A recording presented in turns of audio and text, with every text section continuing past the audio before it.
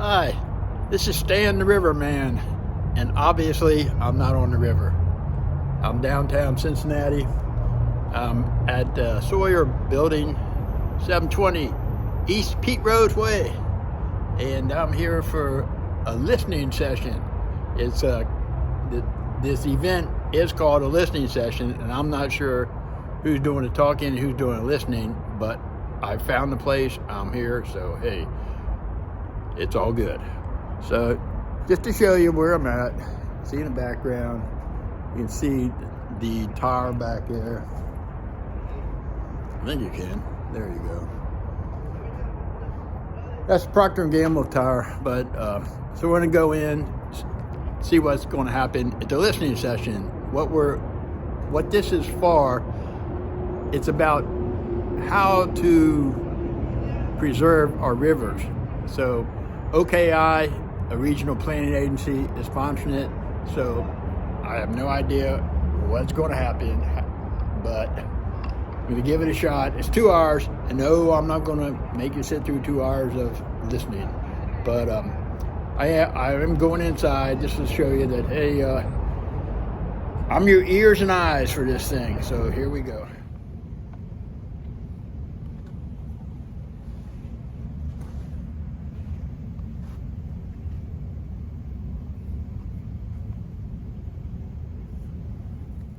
Well, hello, it's Stan Riverman, and obviously I'm not in Cincinnati any longer.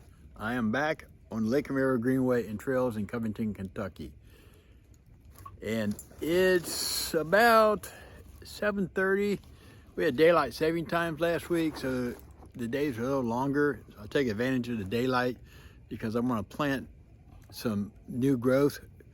It's called choke cherry bushes, or choke berries, cherries, whatever.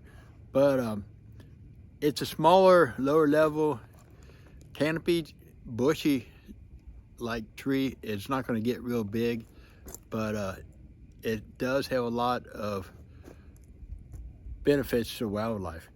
I'm sitting here now looking across the river, and I'll be damned, I'm going to scroll over here. Man, talk about trees falling down in the river. I don't know if you can see it from this location, but that's a huge tree, and I can't tell from this distance what it is, but that's a new one that just flopped over. So that's what that meeting I was at over in Cincinnati was referring to. It was about river drainage areas that drain into the Ohio River basin. So a basin covers a lot of territory. We get everything from east of us up in Pennsylvania, eastern Kentucky, that flows into Ohio, and all the creeks and streams, smaller tributaries that also, and you get over in Ohio, the Little Miami River, a couple other rivers over there. So the listening session, it was okay. It's a preliminary step to try to get funding, federal funding, to help with the habitat for the river basin areas. Because if you can't show the need, you're not going to get. It's not going to happen. And you're talking about federal resources that has to come from federal, because there's so many entities involved. And it's such a colossal issue now, especially with global warming and the turbulent weather we have, where we have really, really hard torrential rains that cause the river rising suddenly and staying up, and then the flooding and all that's involved. So it's an issue that is going to hopefully be addressed on a federal level. That's what that meeting was about. There were actually like 10 people on the table, which is long tables were in that room, conference room. They were all from Covington. I couldn't believe it, Covington, Kentucky. And when they asked us for the intro, they say, give the intro, blah, blah, blah. And I said who I am, I said I don't represent a group, and I started going on my spiel, the Greenway and all this. Found out all they want was your name and your city. Whoops, sorry. But in some regards, it's a complete waste of time. over there, but another, it's a stepping stone. It's what you got to do. I mean, I'm not going to see the benefits, but it lays the groundwork for the future. Hopefully somebody will pick up the torch and go that down the road, if we do get the funding for habitat renovation, restoration, recovery, all that kind of stuff. So, what's up today now? Well, like I said, I got some time and I'm putting in some chokeberry. So let's see what I got in my bag here. Well, what's that say? 125 chokeberry. Yes, it is chokeberry, not chokeberry. Chokeberry trees, bushes. So I'm gonna put these in the ground along this hillside. As you can see, it's got a pretty good slope, and I'm presuming the mowing crew will not come up this high. And I also brought along another out of my bag of tricks here, some indigenous seeds that I actually sourced from my home, that I grew this tree from seed that I had collected. These are pawpaw seeds. Okay, I probably got like 100 of them in there, and if you can see, that is a split seed. And the reason that I'm showing you that is because if you try to plant these pawpaw seeds without taking a hammer, holding it upright, I'll try to show you here. My camera is not mounted. Take a hammer and hit the edge of that straight down with a hammer. So okay, you got it in your hand. Hit the hammer, boom, boom, and it will split it so that moisture can get in. Otherwise, it might not germinate, or it will be late in July, and then when it does germinate, it's a drought, and then it doesn't live. But so I got a bag full of these. I'm going to put these in. They like steep slope, so this is, I don't know if you pick up the elevation here, but this is a steep slope. So these trees, if they root, they should do pretty good along here. And like I said, the mowers aren't coming by here.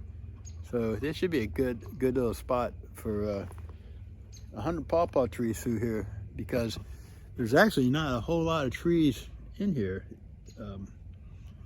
And these trees, they look like they're mature trees, which they are in a regard, but they're not really that old. They're probably only like 25, 30 years old. So I just give you an idea that, you know, these are fairly young trees back here. So, okay, my handy tools. Here's my handy tools. All I need is one handy tool. I can't get it out of the ground. Okay. Whoa, handle's coming off. All right, pound it down. Anyway, I just use a little pickaxe. And it's pretty simple. I mean, stand up. That will help. Okay. All you have to do, I've already scoped out the planting site, so I already have an idea where I want to put them. And I already checked the ground. The ground's pretty good. Couple, that's about all it takes. I'm hitting some roots there. Oh, there's a good spot. So if you hit roots, just go around it and find a new spot. But okay. Now I got these things. They're tied up here.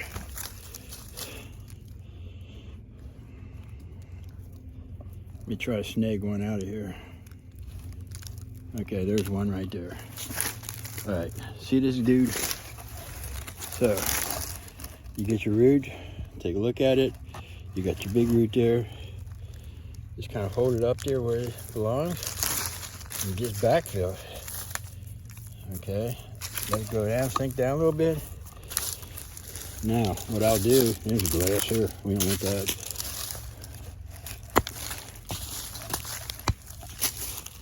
Okay, have babies in.